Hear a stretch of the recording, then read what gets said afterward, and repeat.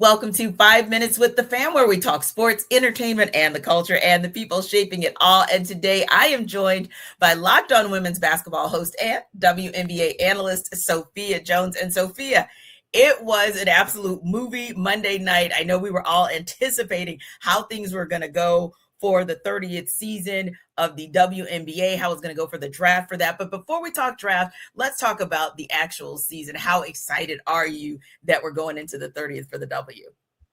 I'm excited that we have a season to go into because for so long it was up in the air because of this CBA. We didn't know if the WNBA was going to happen, if it was going to be delayed. So the fact that we actually have one is something I'm overjoyed about, and I can't wait to see some professional women's basketball again.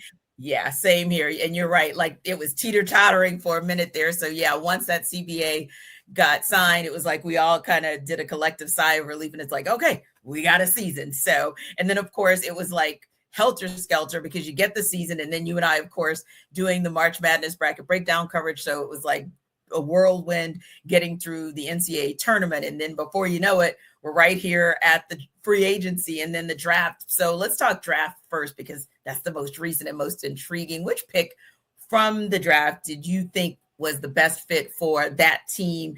And then maybe the pick that was most interesting or surprising to you. The pick that I think will fit best in their team, I'll go with the number one overall, AZ Fudd. Dallas, during this offseason free agency, they specifically filled in the needs that they needed to improve on from last season, besides the shooting. They left that as a void. And AZ, she's coming in as basically a 50-40-9er, epitome of efficiency shooter. So she'll slide right in. And of course, you already have that dynamic with Paige Beckers. So I think that will be a great fit. As to someone that surprised me, it almost wasn't the pick that surprised me, was the aftermath, but it was the Valkyries selecting Flau'jae Johnson at that number 8 pick, and then the subsequent trade with the Seattle Storm to acquire their 18th pick and 2028 second round pick, or the 18th pick this year, was Marta Suarez. That one just was shocking because in the name Flau'jae Johnson is thrown around, you can't do it too lightly. And so that's why it caught me off guard. It caught a lot of people off guard. But for the Storm, I think that's a great win. And for them to be able to trade up, get that pick for a rebuilding program, Flau'jae is a great person to have in that organization. Yeah, she'll be a nice little cornerstone for them indeed. And I'm excited to see it. But yeah, word on the street is the Bay Area is not too thrilled. They are still like, we have questions, because the Golden State Valkyries fan base, they saw how incredible that team did in their inaugural year. And they were thinking, hey, it's up because we have Flau'jae. And then it was like, just as soon as they had her, they didn't have her. So yeah, that was probably the most shocking one. And I like your call on AZ and Paige, because I think that's going to be a nice 1-2 punch for that Dallas Wings base. And then of course, free agency was an absolute flurry. Even before like officially free agency started, you had a couple trades in there. But as far as the free agency moves for the W so far, which one do you think will pay off like immediate dividends or a big payoff for the team? And maybe which one has been most surprising or questionable for you?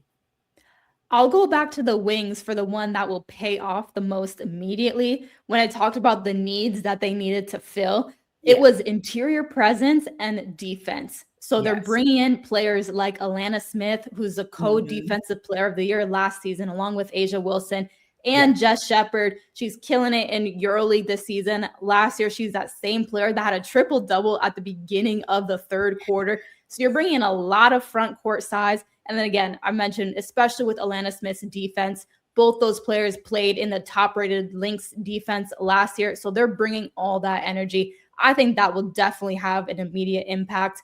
But as for one that was surprising to me, I'll go to the Chicago Sky, because making that trade for trading away Angel Reese for 2 first-round draft picks from the Atlanta Dream, it wasn't surprising that the trade occurred, because there were, of course, a little bit of tension towards the end of the season last year on the Sky. But I'm actually surprised at the way that Chicago's been moving after trading Ariel Atkins for Rickea Jackson. They're getting Skylar Diggins. They got Dejanay Carrington and Azurá Stevens. So Chicago, despite maybe getting out the blocks a little bit slow, now they're reaching their top end speed in off season.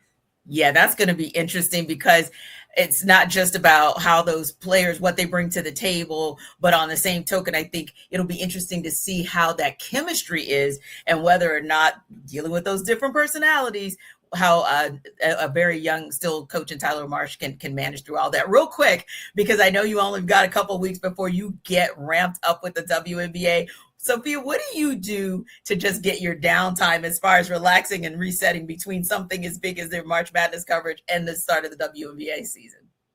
Well, Tanitra, we had a call for our last virtual show after the March Madness break. It was the Sunday night. And then Monday at 6 a.m., I was on a flight to Venice, Italy to spend a little bit of time with my boyfriend who plays professional basketball out here. So just been getting some relaxation, a lot of shopping, maybe a little too much.